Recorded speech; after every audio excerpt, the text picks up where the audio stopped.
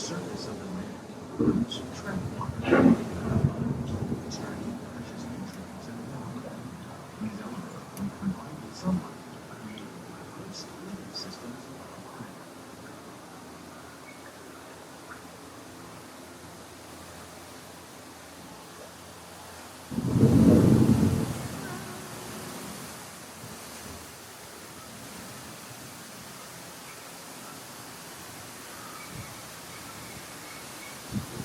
One of those living systems is the rainforest, home to the most amazing representation of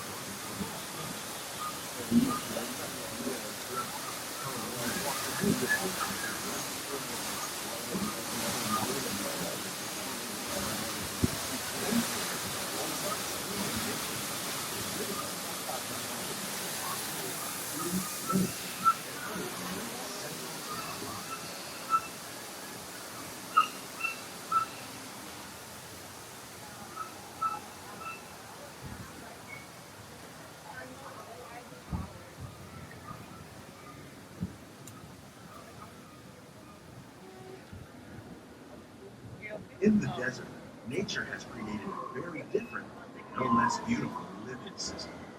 And while this arid landscape may seem lifeless, it is very much alive. The plants and animals that have learned to survive in these harsh conditions make use of what little water they can find and avoid the scorching rays of the relentless sun. The American prairie once appeared as desolate as the desert, but over time, rainwater and nutrients gradually penetrated the hard surface of this land. Even the hooves of the mighty buffalo helped create the rich soil that would one day become home to the American farm.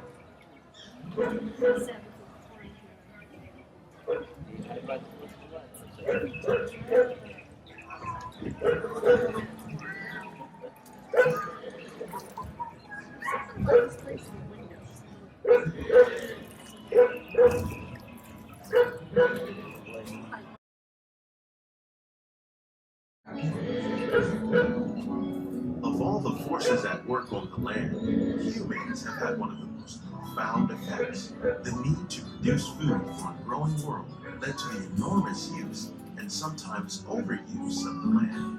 In our search for more efficient ways to grow food, we often fail to realize the impact of our methods.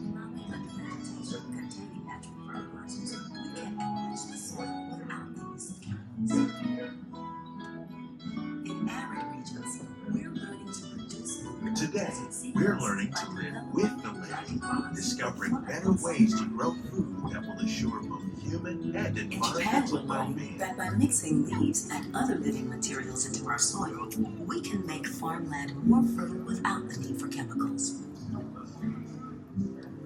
Here at Epcot, we're learning to reduce the need for chemical pesticides by breeding and using natural predators, like ladybugs and wasps, to control pests. In the farmlands across America, we're learning that by plowing under vegetation containing natural fertilizers, we can enrich the soil without the use of chemicals.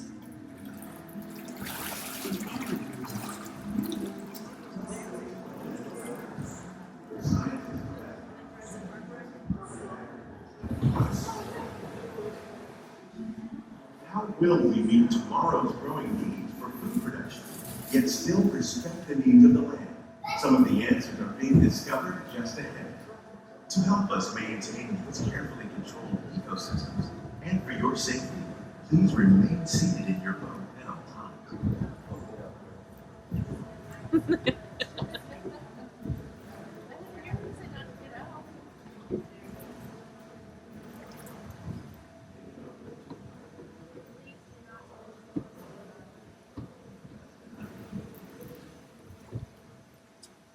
Welcome to our living laboratory, where scientists from Epcot and the U.S. Department of Agriculture are exploring innovative ways to produce harvest now and into the future. Like papaya iron.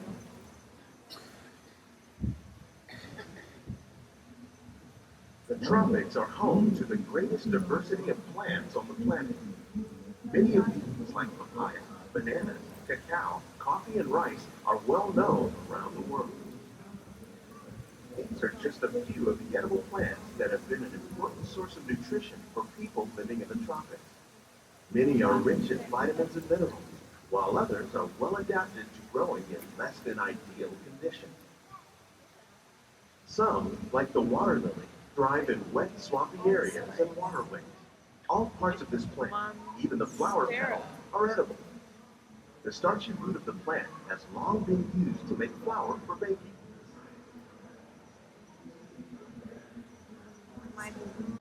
One day, many of these lesser-known tropical plants may be as important as the bananas growing on both sides of the planet.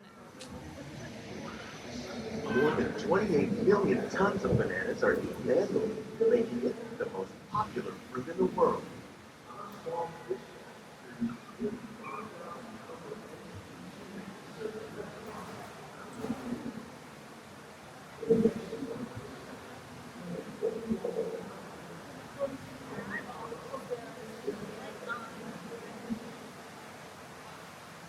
When you mention farming, you probably don't think of fish, but fish farming, or aquaculture, accounts for nearly half of all seafood consumed globally.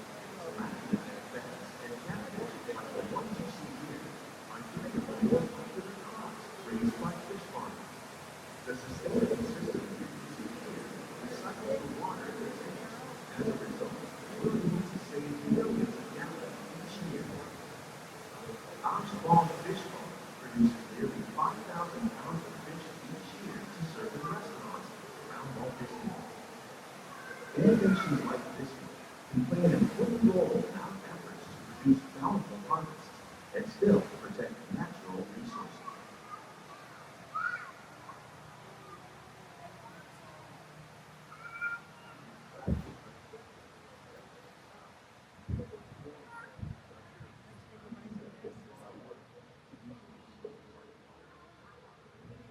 While there are more than 50,000 edible plant species in the world, most of us are only familiar with the handful that make up our everyday diet. The common grains growing here, wheat, maize, sorghum, and millet, plus rice, account for nearly two-thirds of our global food consumption. Learning how to increase yields of these staples is an important goal of research around the world.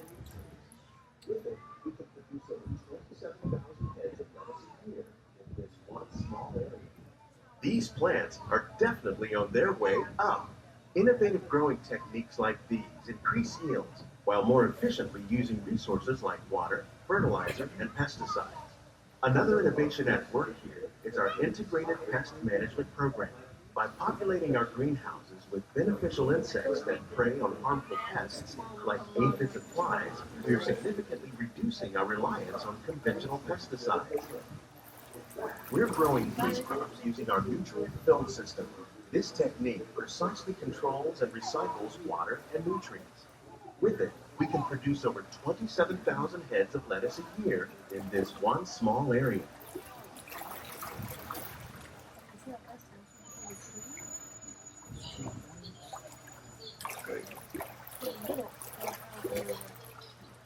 Some of our best ideas have been inspired by nature, like these fruit and vegetable trees. By growing these ground plants vertically, we can increase yields and better control diseases. These crops taste as good as they look. In fact, we serve more than 15 tons of produce from our greenhouses and restaurants here at the land every year. The fish provide a natural source of fertilizer for the plants, and the plants help with the water for the fish. It's another great way to produce more while using less.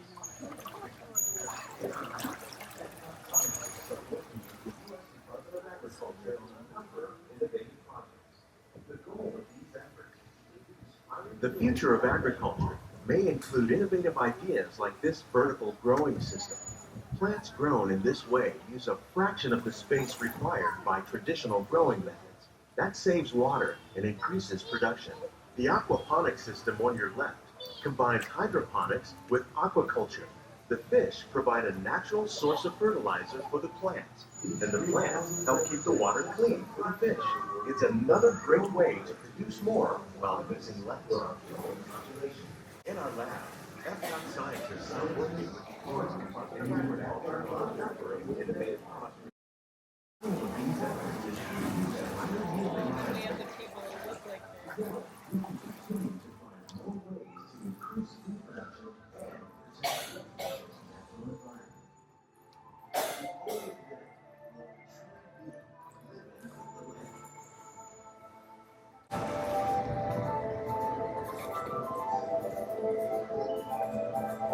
These greenhouses represent just a fraction of the work being done worldwide to produce bountiful harvests for our growing population. Scientists, farmers, and even backyard gardeners are doing their part to improve the quality and quantity of foods that we all rely upon. Together, we can find more ways to create such a natural environment.